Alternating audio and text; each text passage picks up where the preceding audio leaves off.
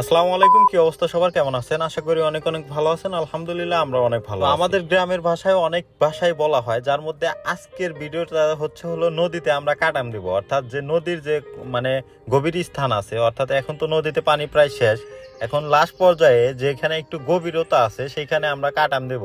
আর এই কাটামটা হলো গাছের ডালপালা বা যে বিভিন্ন ধরনের জিনিসপত্র যেগুলো আমরা পানিতে ফালায় রাখবো, আর এটাকেই আমাদের আঞ্চলিক ভাষায় বলে হলো কাটাম দেওয়া। আর এদিকে হাইজের ড্রাইভার যখন মাঝি হয়, অর্থাৎ নৌকার মাঝি, তখন নৌকা আর যায় না, একবার ডানে একবার বামে চারদিকে শুধু ঘোরে। আর এদিকে নৌকার মাঝি ঘুরাইতে ঘুরাইতে আমাদেরকে সর্বশেষ নদীর মাঝখানে নিয়ে আসে। তো নদীর মাঝখানে আসতে না আসতেই আবার দেখি নৌকার মাঝি চেঞ্জ হইতেছে, অর্থাৎ যে 5 মিটারের নদী এখানে আবার 2জন মাঝি লাগে। তো এই হলো বর্তমান অবস্থা। তো সর্বশেষ মাঝিরা আমাদেরকে সফলভাবে নদীর ওই পারে পার করে দেয় এবং আমরা যেতে থাকি আমাদের যে কার্যক্রম কাটাম দেওয়া, এই কাটাম দেওয়া যেখানে দেব সেই স্থানের দিকে। আর সবাই স্থানে পৌঁছাতে না পৌঁছাতেই কাজে লেগে গেছে এবং কাজ করতেছে। এদিকে জায়েদ হলো যে খোকসা ঘাস কাটতেছে, আর এইগুলা হলো পানিতে যে রেখে দেব, এটাকেই আমাদের আঞ্চলিক ভাষায় বলে কাটাম। তো কাটাম দেওয়ার জন্য আমাদের প্রয়োজন হবে পর্যাপ্ত পরিমাণ গাছের ডালপালা, অর্থাৎ গাছের যে ডালের লতা পাতা যাই থাকুক এগুলা পর্যাপ্ত পরিমাণ লাগবে, যেগুলো আমরা একটা স্থানে রাখবো। আর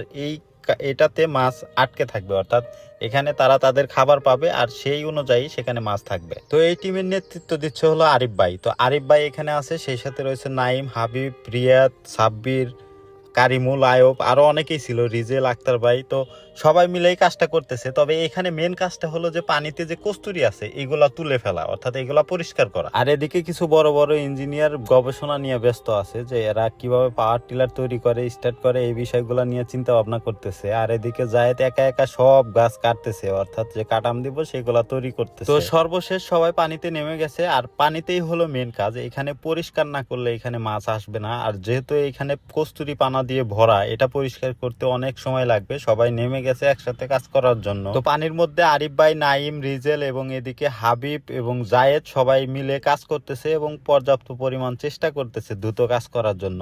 আর এদিকে আমি পানির উপর থেকে ভিডিও করতেছি, এনাদেরকে দেখানোর চেষ্টা করতেছি। তো এখানে সবাই কাজকর্ম করা অবস্থায় আমি বাসায় চলে আসি একটা কাজে। তো বাসায় এসে গোসল টোসল করে খাওয়া দাওয়া করে পরবর্তী টাইমে যখন আবার বাসা থেকে বের হই, তখন দেখি সবার কাজকর্ম শেষ। তো সবার কাজকর্ম শেষ করে সবাই একসাথে এসে নদীতে গোসল করতেছে। তো এই অবস্থায় আমি আবার বের হয়েছি, যাব একটু শামপুর যাব ভাইরাল মুড়ি খাওয়ার জন্য। আর এদিকে দেখলাম গোসল করা অবস্থায় আরিফ ভাই রেসপন্স করতেছে ভিডিওতে, তাই ভালো করে তাদের একটা ভিডিও নিয়ে নিলাম। আর এদিকে দেখলাম আমার সামনে সামনে যাচ্ছে গুড বেবি সলনি। তো আমরা এখন প্রকৃতির মধ্যে দিয়ে হেঁটে যাচ্ছি। আর এই অবস্থাতে আপনার অনুভূতিটা কেমন হবে অবশ্যই কমেন্ট করে জানাবেন। এরকম অবস্থা আপনারা কখনো উপভোগ করেছেন কিনা, বা আপনার এলাকাতে এরকম স্থান আছে কিনা? চারপাশে সোনালী ফসল এবং কৃষকের যে মুখের হাসি এই ফসলের মাধ্যমেই ফোটে। এই মুহূর্তটা সত্যি অসাধারণ, কারণ চারপাশে সোনালী ফসল, মাঝখান দিয়ে মেঠো পথ অর্থাৎ মাটির রাস্তা, আর মাথার উপরে সূর্যের অসাধারণ একটা দৃশ্য, যা সত্যি মনোমুগ্ধকর। সর্বশেষ প্রাকৃতির মধ্যে দিয়ে হাঁটতে হাঁটতে চলে আসি আমাদের গন্তব্যে,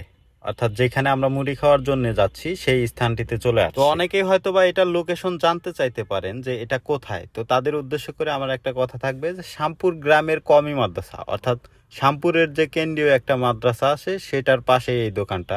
যদিও এই মহল্লা বা এই পাড়ার নাম আমার জানা নাই, এর জন্য যে কাউকে বললেই হবে যে শামপুর কমি মাদ্রাসা।